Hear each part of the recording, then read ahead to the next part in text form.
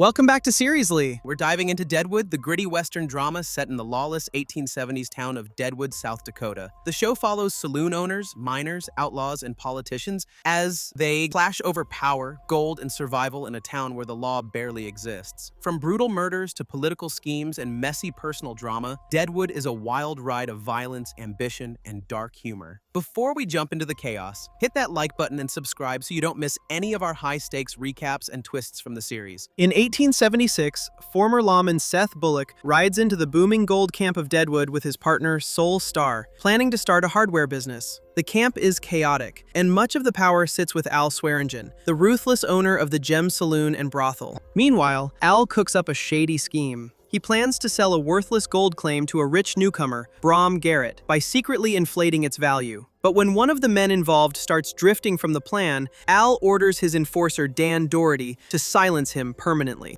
Around the same time, news spreads that the Metz family was slaughtered by Sioux while leaving camp. Seth and famous gunfighter Wild Bill Hickok lead a search party. They soon discover the wrecked wagon and the wounded daughter Sophia, barely alive. Later on, Seth and Bill track down a suspicious man tied to Al. When the man suddenly pulls a gun, they shoot him dead. Sophia slowly recovers under the care of Doc Cochran, while Calamity Jane keeps a close watch over her. Meanwhile, Al grows nervous. If the girl wakes up fully, she might recognize the real killers. Curious and tense, Al pushes past Jane to check on Sophia and confirms she's awake. But for now, he decides to leave her alive. Later on, Al sends the brother of the man recently killed to take revenge on Bill. The plan fails instantly when Hickok guns him down without much trouble. Noticing Seth working closely with Bill, Al tries another tactic by blocking Seth and Saul from officially buying their land. After that, Al quietly eliminates the last man tied to the Metz murders to cover his tracks. Still worried about the witness, he orders Dan to finish Sophia. Back at the clinic, Doc refuses to let it happen while Jane and Charlie Utter secretly escort Sophia away into the hills. With the Metz killers gone, Al finally allows Sophia to return safely to Deadwood. Meanwhile, a new rival arrives in camp. Cy Tolliver opens the flashy Bella Union Saloon, and its polished look quickly starts pulling attention away from the gem. Back at the negotiations, Al strikes a deal with Seth and Saul. He agrees to let them officially buy their land, but only if they promise never to sell it to Tolliver. The arrangement keeps Al from losing more ground to his new competitor. Meanwhile, Brom grows furious after realizing he's been cheated out of a fortune. When he threatens to bring in the Pinkertons, Al decides the risk is too big. He orders Dan to handle the problem. Later on, Dan takes Garrett out to the mining claim and quietly kills him with a rock. Unfortunately for Dan, nearby prospector Whitney Ellsworth witnesses the scene and later reports something unexpected. The claim actually holds real gold. Bill spends time playing poker in Deadwood and easily beats a man named Jack McCall. After winning, Bill kindly lets Jack keep some of the money. Instead of gratitude, Jack feels humiliated and quietly holds on to the insult. Meanwhile, Alma begins to suspect her husband's death wasn't an accident. Back at the gym, Al moves quickly, ordering E.B. Farnham to secretly purchase the Garrett gold claim before anyone else can claim it. Later on, Alma turns to Bill for help. Bill accepts money from Al, then passes it to Seth, asking him to quietly look into Garrett's death. Around the same time, Whitney admits to Dan that he witnessed Garrett's killing, but promises to stay silent. Meanwhile, Cy's associate Andy Cramid arrives but soon falls dangerously ill with smallpox. Soon after, the tension explodes when Jack suddenly shoots Bill during a poker game. After the shooting, Jack faces trial for killing Bill. His lawyer spins a dramatic story, claiming Bill once killed Jack's brother and that the shooting was revenge. Meanwhile, Al worries the messy trial could hurt Deadwood's chances of becoming official territory, so he pressures the judge to rule Jack not guilty. Elsewhere, Alma takes steps to protect her future. She gives Seth legal control of her gold claim and starts caring for Sophia like family. Back at the gym, Al tries to ruin Alma by exploiting her laudanum addiction, ordering her favorite prostitute Trixie to secretly give her more opium. However, Trixie can't bring herself to do it. Meanwhile, Cy grows tired of dealing with Andy's worsening smallpox and has him dumped outside town. Jane, drowning her grief in alcohol after Bill's death, discovers him and attempts to nurse him. Back in camp, the Reverend suddenly suffers a seizure. Soon after, Al quietly helps Jack flee town while Seth rides after him. While riding outside camp, Seth suddenly gets ambushed by a native warrior. The two struggle fiercely, and after a brutal fight, Seth manages to kill him. Soon after, Charlie arrives and explains the situation. The man was seeking revenge for a fellow warrior whose body had been desecrated earlier. Realizing the reason behind the attack, the two men quietly bury the body. Meanwhile, back in town, EB notices something strange. Alma doesn't seem drugged at all. When Trixie realizes the truth might reach Al, she urges Alma to pretend she's still under the influence to avoid suspicion. Elsewhere, Andy's smallpox begins spreading, creating serious fear across Deadwood. The town's business owners quickly meet and agree to pool money to send riders all the way to Fort Kearny for a vaccine.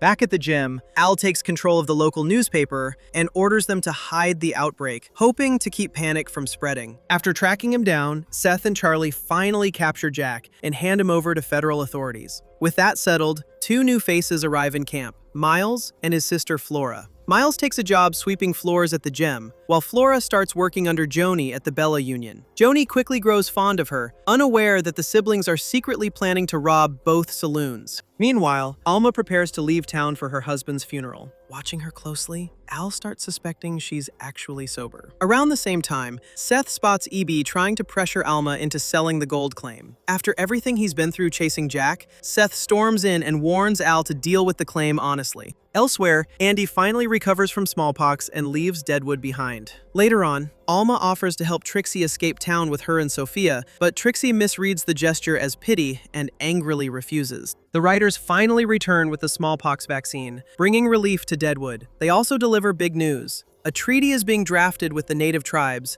and the deal could officially bring Deadwood under U.S. control. Meanwhile, Alma negotiates a price for her gold claim with EB, but Seth steps in and insists the land be properly evaluated first. Al then hires Ellsworth to check the claim, and the prospector discovers the ground is packed with gold. Seth warns Alma not to sell, while he and Al quietly agree to work together to help Deadwood become annexed. Elsewhere, trouble erupts at the Bella Union. Cy grows suspicious of Flora's behavior. After she steals from Joni and tries to escape, Cy's men catch her and Miles. Miles is killed, and Joni is forced into a heartbreaking choice involving Flora. Later on, Trixie nearly takes her own life. Alma decides to stay in camp and gives her a gold nugget if she ever wants to leave. Al quietly bribes a magistrate named Claggett to speed up Deadwood becoming official territory. The man agrees, but warns that there's still a murder warrant floating around with Al's name on it. To look legitimate, Al pushes the camp to form a quick local government. Soon, EB proudly declares himself mayor, Charlie becomes fire commissioner, and Seth manages to dodge being forced into the sheriff job. Meanwhile, at the Grand Central, a worker discovers an old letter Bill wrote to his wife. EB quickly grabs it for himself. Elsewhere, the Reverend's condition keeps getting worse. His seizures grow stronger, but he refuses medicine, convinced his suffering is part of God's plan. Later on, Joni leaves the Bella Union behind while Charlie opens Deadwood's first post office. Jane decides it's finally time to leave town as well. Meanwhile, Seth introduces Ellsworth to Alma, then meets her privately, where she sadly learns Seth already has a wife named Martha.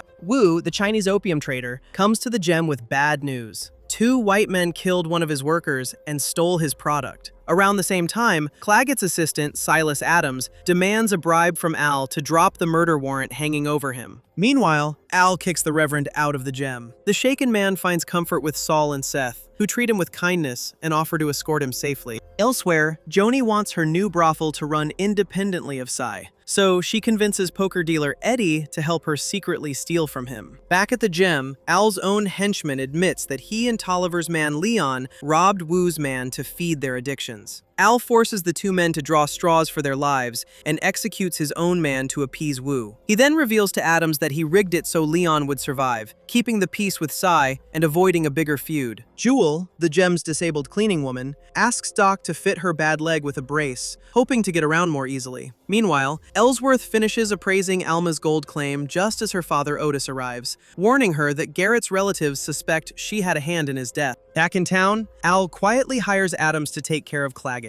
At the same time, Charlie threatens to shut down Tom's number 10 saloon over fire hazards. To protect his interests, Tom backs Tolliver's man Con for sheriff, trying to sidestep Charlie's authority. Elsewhere, Cy orders Leon to stir up racial tensions in town over Al killing a man for Wu. Eddie manages to steal from the Bella Union, adding more chaos. Meanwhile, Trixie and Soul start growing closer and share a private moment, but Al forces Soul to pay for it. As punishment, he makes Trixie spend the night with the other women while he sleeps with someone else, showing his ruthless control. George rides into Deadwood looking for men to join him against the Sioux and Cheyenne, but his recruits quickly abandon him, choosing gambling and gold prospecting instead. Meanwhile, Doc fits Jewel with a brace, giving her much more mobility and independence. Back at town, Alma faces pressure from her father, who demands the gold claim and threatens to accuse her of Garrett's murder. Seth confronts him, brutally teaching him a lesson, then asks Crook to take him away from Deadwood for safety. Elsewhere, Khan kills one of Wu's men, so Seth strips him of his badge. He vows to protect Alma, and they share a private moment. With the Reverend so weakened he can barely move, Al mercilessly smothers him to end his suffering. Around the same time, Adams kills Claggett when he comes collecting from Al. Later, Seth formally declares himself sheriff to Al. As he walks away, Al watches Doc and Jewel dancing, while Trixie smiles up at him, but he doesn't return it. 7 months later, Seth and Alma are still together, their bond growing stronger. Meanwhile, Al fumes when he hears that John L. Pennington is splitting the Dakota Territory into 3 parts and appointing commissioners for each county, threatening his control. Back in town, chaos erupts when Harry, the number 10 bartender, kills a man he mistakenly believes is the troublemaker, Slippery Dan. Al taunts Seth, accusing him of ignoring his duties while wrapped up with Alma, and rips off his badge, leading to a brutal fight. They tumble over the gem's balcony, and Al is only stopped from finishing Seth by the sudden arrival of Martha and William. Elsewhere, Joni launches her new brothel, the Chez Ami, with her friend Maddie's help. Seth shows Martha and William the house he built for them, revealing a heartfelt letter promising to be a devoted husband and father. Later on, he returns to Alma and embraces her, reaffirming their love. Doc notices that Al is having trouble urinating while treating his wounds, hinting at worsening health. Meanwhile, Seth tells Alma that their affair needs to end, recognizing the complications it brings. Back in town, Dan grows increasingly jealous of Adams. Tensions boil over when Dan gets into a fight with one of his own men, and Adams kills Slippery Dan after he heckles them. Al steps in, threatening Dan to break up the fight and convincing him that he respects Adams more. Later on, Seth, Charlie, and a returned Jane go to retrieve his gun and badge. After a tense standoff, Al hands them back, restoring a fragile balance of power. Finally, Seth returns home to find that Martha has removed the bundling board he had built into their bed. A small but telling gesture about their evolving life together. Deadwood continues to test everyone, with personal and political tensions colliding at every turn. Francis Wolcott, a geologist working for George Hurst's mining company, arrives in Deadwood, stirring immediate interest. E.B. tries to hustle him by offering Hickok's old letter, but quickly shifts gears when Wolcott reveals his powerful connections, volunteering his services instead. Meanwhile, Maddie, aware of Wolcott's cruel tendencies, sends her favorite worker Carrie to keep an eye on him. Back at home, Alma ends her affair and fires Sophia's tutor, Alice, for being too judgmental. Elsewhere, Trixie asks Soul to teach her bookkeeping, eager to gain some independence and skills. Back at the gym, Al suddenly falls seriously ill. Doc diagnoses him with kidney stones, and the situation quickly becomes dangerous. Meanwhile, Wolcott begins to stir trouble in town. He convinces E.B. and Cy to spread rumors that Deadwood's gold claims are invalid, sowing distrust and uncertainty among the miners. The arrival of Hurst's man sets the stage for a tense showdown over the town's valuable land and its future. A local troublemaker keeps pestering Dan while he stands guard for Al. Later, Dan kills the man after he tries to force his way back in. Meanwhile, Al, wanting to avoid surgery, has Doc use a tool to loosen his kidney stones, allowing him to pass them manually and avoid the operating table. Elsewhere, Lawrence County Commissioner Hugo Jerry arrives, working for Hurst, and gives Wolcott priority over Cy when it comes to buying claims. Wolcott introduces Cy to Lee, a Chinese businessman who will help expand his ventures. Back in town, Alma's former tutor Alice falsely tells Adams that Alma wants her dead, adding tension. Saul informs Seth that opening their bank will need more cash than they have, but Seth refuses to ask Alma for help. Meanwhile, Wolcott's cruelty escalates. He slams Doris, a Chez Ami worker, when she disobeys him. Later, Carrie arrives in town, and Wolcott's erratic behavior embarrasses him during their encounter. Al recovers from his illness, and Doc realizes he actually suffered a stroke, explaining his recent weakness. Meanwhile, Doris confides in Joni about Wolcott's disturbing fetishes, giving her a clearer sense of his danger. Back in town, Alma discovers she is pregnant with Seth's child, adding a new layer to their life together. Elsewhere, Alice falsely tells Adams that Al was hired to kill Garrett, stirring suspicion. Commissioner Jerry pressures Pioneer editor A.W. Merrick to print a headline meant to scare claim owners into selling. Cy manages to buy the story before Wolcott can influence it, undercutting his plans. Later, Cy betrays Jari to a mob of miners led by the racist Steve Fields. Seth steps in at Al's request to rescue Jari, but in the chaos, Samuel, a black worker at the livery yard, is tarred while trying to protect him. Seth helps fend off the mob, defending both Jari and Samuel as Deadwood's tensions continue to spiral. Al tries to bribe Lee, but when Lee refuses, Al realizes he works for Hurst, raising the stakes in Deadwood. Meanwhile, Alma grows anxious while discussing a bank idea with Saul and vomits, prompting him to share the news with Seth that she might be pregnant. Concerned someone needs to act as the father, Trixie nudges Ellsworth to consider marrying Alma. Elsewhere, Alice offers Al money to testify against Alma, adding tension and danger. Back in town, Cy exposes Wolcott's disturbing sexual behavior, leading Wolcott to brutally kill Doris, Maddie, and Carrie. At the livery, manager Arnett catches a drunken Steve tormenting Seth's horse out of spite. Arnett and Steve Fields force him to write a confession to keep him in check. Finally, Joni decides to protect her women, sending the rest of her staff away and shutting down the Cheami. Cy has Lee quietly dispose of the bodies of the women Wolcott killed. Later, Joni tells Charlie what happened, and he confronts Wolcott, landing a brutal beating. Wolcott uses the chance to lure Charlie into a meeting, showing him Hickok's letter and gauging from his reaction that he knows about the murders. Meanwhile, Al warns Alma that Alice is actually a Pinkerton agent and offers protection, but only if she pays him. E.B., who arranged the meeting between Alma and Al, becomes obsessed, replaying the conversation in his mind after being left out. Elsewhere, Cy spots Joni drinking at the Bella Union and offers her money, hoping to gain influence. She refuses his help, determined instead to take control of her life, even if it means prostituting herself to earn enough to survive. Seth refuses Al's request to contact a Montana judge and create a fight between state governments over Deadwood's annexation. Al complains to Merrick that Seth will not cooperate. Meanwhile, Wolcott buys up almost every claim in town, leaving only Alma's and the Manuel brothers untouched. Al makes a deal with Alice to have Dan arrested for Garrett's murder, planning for him to escape custody. Alma's encounter with Alice accidentally reveals that she knows her own occupation. As Tom distracts the town with his new bicycle, Mose Manuel kills his brother for refusing Wolcott's lucrative offer. Ellsworth proposes to Alma, but she asks for time to decide. Charlie introduces grieving Joni to Jane, who explains Wolcott's crimes. Later, Wolcott, uninterested in Lee's women, wanders into the Cheami and is attacked by Joni. Jane tracks him in the streets, confronting him about his violent behavior. Seth spends time bonding with William, sharing stories about family and strengthening their relationship. Meanwhile, Merrick floods the Pioneer with inaccurate rumors about Deadwood's annexation, leaving the town confused and anxious.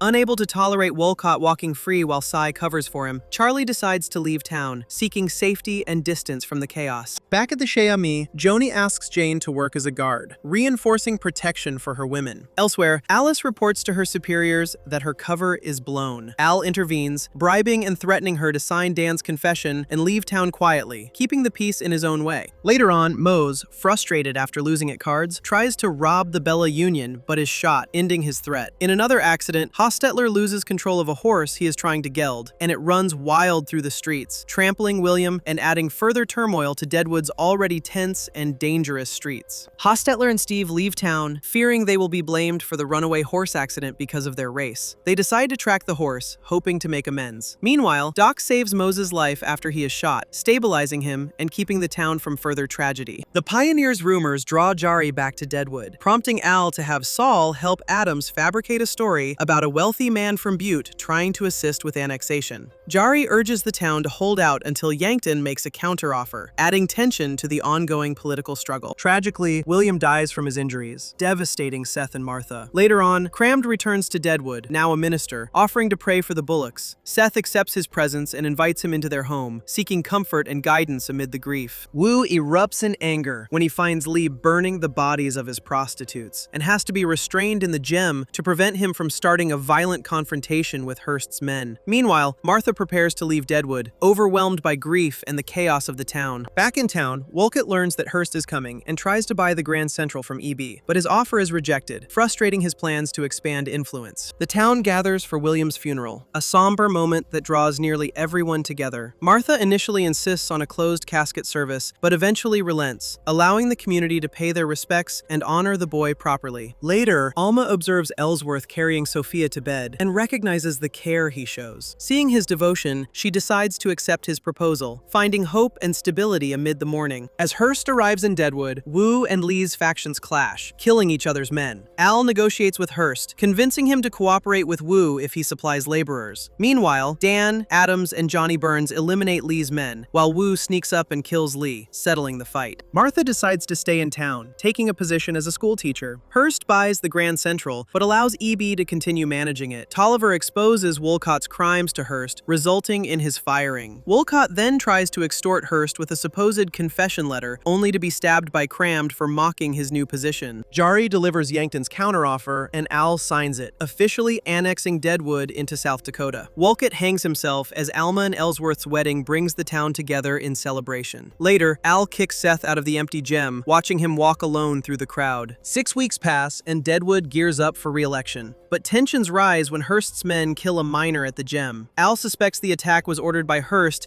as a test to see if Seth will align with him. Meanwhile, a pregnant Alma falls ill, adding personal stress for Seth. During an election meeting, Hurst makes a pointed remark about Alma, assuming EB has revealed their relationship. Enraged, Seth lashes out and beats EB, leaving him ashamed of losing control. He briefly considers stepping aside from the election, but Charlie reminds him that if he withdraws, Manning would take the position. Later, Hurst refuses to make amends for orchestrating the shooting at the gem, forcing Al to postpone the upcoming election speeches. Hurst's enforcer, Joe Turner, delivers a diagram predicting that men will come to the gem. When they arrive, Al kills them, asserting control and deciding to hold the election debates that night. Meanwhile, Alma prepares for surgery to avoid a miscarriage and arranges in her will that Sophia inherits her properties, with Seth named guardian to protect them if Hurst tries to interfere. Later, the speeches take place and Seth wins easily over Manning, solidifying his position.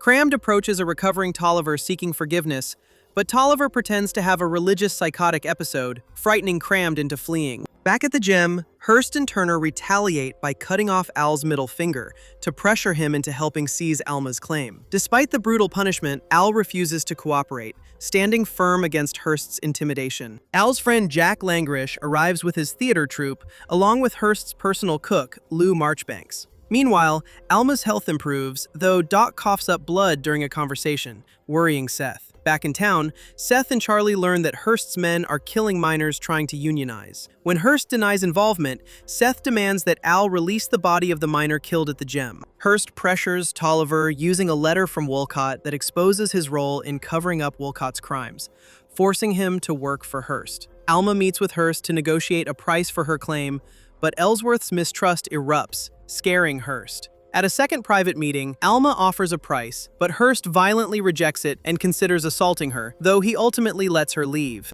Later, Alma shares her fears with Langrish, who asks why Al hasn't sought revenge yet. Al admits he cares more about protecting the town than personal vengeance, showing the stakes go beyond himself. The new bank opens, giving the town a boost, while Langrish buys the Chez Ami from Joni, promising to build a new brothel in its place, and converting the old one into a schoolhouse. Meanwhile, Dan and Turner start clashing, creating tension among Al's men. Hostetler and Fields return with the horse that caused William's death, and Seth accepts Hostetler's repentance, restoring some trust. Steve, having taken over the livery, is furious when Hostetler and Fields try to reclaim it. Hostetler offers him a job, but Steve refuses, forcing a tense negotiation over the sale. Later on, Hurst approaches Al, attempting to hire him for his schemes. Al refuses at first, insisting on setting a proper price and establishing Adams as his intermediary. Throughout it all, the town adjusts to new ownerships and reopened businesses, while rivalries simmer and alliances shift. Seth works to balance justice with pragmatism, ensuring the town remains intact while power struggles continue to unfold around him. Turner sends a challenge to Dan, leading to a long, brutal fight that ends with Turner's death, leaving Dan shaken and disturbed. Meanwhile, Bullock works out a plan for Steve and Hostetler to sign the livery agreement at the same time in separate locations. Steve demands the confession he was forced to write, but when Hostetler can't produce it, Steve accuses him of betrayal, driving Hostetler to take his own life. Back at home, Alma relapses into laudanum use, pushing Ellsworth to move out, believing her unhappiness is his fault. Later on, Hurst's men murder another miner, which forces Bullock to take action and make an arrest. Hurst is released from prison after refusing to confess, and Al warns Bullock that they need to join forces to stand against him. Meanwhile, Lou's son Odell arrives in town to talk to Hurst about gold he found in Liberia. Lou gives Fields money to convince Odell to leave, but Odell refuses and ends up having dinner with Hurst. Back in town, Tolliver orders Leon to overdose Alma with the laudanum he sells her, but Leon cannot go through with it. Hurst explicitly tells Tolliver to leave her alive. Later on, Utter warns Bullock that Hurst is likely to turn violent soon, so he and Al agree to assemble the local government to plan their next move. Meanwhile, Joni discovers Jane drunk in the street and brings her back to her room to care for her. Hurst makes a deal with Odell to send men to Liberia, but confesses his deep hatred for Deadwood and reveals he wants to destroy the town. Meanwhile, Joni tends to Jane and shares a tender moment while bathing her. Back at the camp, the local government meets to plan their response, and Bullock suggests publishing a letter he wrote to a dead miner's family in the Pioneer, framing Hurst as immoral to turn public opinion against him. Later on, the town's telegraph operator warns Al that he intercepted a coded message to Hurst confirming that Pinkertons are on their way, signaling an imminent threat. Al, aware of the growing danger, confronts Doc, who is showing signs of tuberculosis, about his plans to leave town to protect himself and others. Al insists that Doc stay despite his illness, arguing that his presence is vital for everyone's safety. The Pioneer publishes Bullock's letter, enraging Hurst. Meanwhile, Wyatt and Morgan Earp arrive, claiming they protected a stagecoach from bandits. Al doubts their story but offers to hire them as henchmen, while Tolliver makes the same offer. Bullock, disturbed by the town's slide into lawlessness, tries to convince them to leave. Fields plans to leave Deadwood, but Steve tries to steal his saddle to stop him. Fields' horse kicks Steve in the head, leaving him paralyzed and dependent on Fields for care. Odell departs for New York to meet with Hurst's men, while Langrish brings his ailing lead actor to the Chez Ami so he can see the future theater before he dies. Back at town, tensions rise as Hurst's Pinkertons arrive, signaling imminent danger. The town braces for confrontation, knowing the arrival of Hurst's men could ignite a violent struggle. Morgan duels with a Pinkerton and unfairly shoots him after a confrontation. Bullock uses the incident to push the Earps out of town, hoping to prevent further chaos. Meanwhile, Hurst orders Merrick to be beaten by his man Barrett, sending a clear message to the town. Alma clears Fields of any livery obligations, but he stays in Deadwood, leaving Steve under the care of the No. 10 saloon. Wu reports to Al that Hurst's hostility is growing, and he has armed men and laborers ready in Custer to defend themselves. Odell is discovered dead outside Rapid City, raising more tension. Jari returns to Deadwood to tell Hurst that state soldiers are ready to arrive and rig the upcoming election in his favor. Later on, Langrish hosts an amateur night, allowing residents to showcase their talents, bringing joy to the town. Al skips the event, instead singing St. James Infirmary Blues alone in the empty gem, reflecting on the chaos surrounding him. With Bullock away campaigning in Sturgis, Alma is fired at while walking to the bank. Al quickly gets her to the gem, thinking the shots were meant as intimidation. He pushes her to return to the bank to show she won't be scared, and she walks back confidently without incident. Later on, Hurst sends Barrett to ask if Alma needs guards at the bank. Al seizes the chance, torturing Barrett until he confesses that more Pinkertons are on the way. After extracting the information, Al kills him, making it clear he won't tolerate threats to Alma. Back at the bank, Alma maintains her composure, proving her defiance to Hurst's intimidation. Meanwhile, Al starts preparing for the growing threat of incoming Pinkertons, coordinating quietly while keeping Alma safe. Ellsworth is killed by a Pinkerton to pressure Alma into selling her claim to Hurst. As his body is brought through town, Trixie storms the Grand Central and shoots Hurst in the shoulder, but only wounds him. Saul quickly escorts her to the gem for safety. Meanwhile, Bullock faces more of Hurst's soldiers in Sturgis while preparing for the elections. He receives a telegraph updating him on the chaos in Deadwood and rushes back to the camp. Al talks with Langrish about Alma's choices, realizing she must either hire protection and leave town or sell her claim to Hurst. Back at the gem, Bullock comforts Alma and her daughter, while Doc points out that Sophia may not have seen Ellsworth's body. Alma reluctantly allows her to view it, giving the child closure. Al then orders Wu to bring his men from Custer, preparing for the conflict that is sure to escalate with Hurst's forces looming over Deadwood. Alma reluctantly agrees to sell her claim to Hurst. He demands Trixie be executed, but Al targets Jen, Johnny's favorite prostitute who looks somewhat like her. Johnny refuses to carry out the act, so Al has Dan knock him out and hold him down while he kills Jen himself. He then presents her as Trixie to Hurst, deceiving him. The election takes place, and Hurst's men vote for Manning, giving him the sheriff position. Tolliver finds out Hurst intends to assign him a minor role and, frustrated, kills Leon. Hurst departs the town content, while Tolliver points a gun at him from a distance but doesn't pull the trigger. Later, Johnny questions Al about Jen's suffering. Al tells him he did what he could, grumbling about Johnny wanting a comforting answer as he cleans up Jen's blood. Deadwood reels from the violence, with Al and Bullock left to manage the new tense balance and the heavy fallout of their ruthless decisions. And that's how Deadwood wraps up its chaos. Claims sold, elections rigged, and Al still somehow managing to be the town's most unpredictable problem solver. Trixie lives, Jen, not so much. And Hurst finally hits the road, probably to plot his next over-the-top power grab. Seth and Alma try to keep some normalcy in the mess, while the rest of the town just survives. Classic Deadwood mayhem, right? See you in the next recap.